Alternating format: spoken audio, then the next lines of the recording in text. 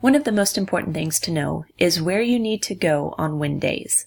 Regardless of the day, you will always report to your advisory classroom first. During this time, at the very start of the school day, you need to check your WinWall system and see if you have been assigned an intervention session. If you have been assigned, as soon as your teacher takes attendance, they will send you and those other students with intervention sessions to go and visit those classrooms where you need to attend for your small group session.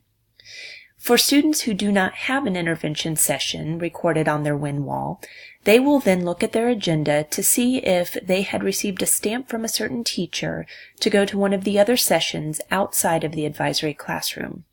Those students will be dismissed second.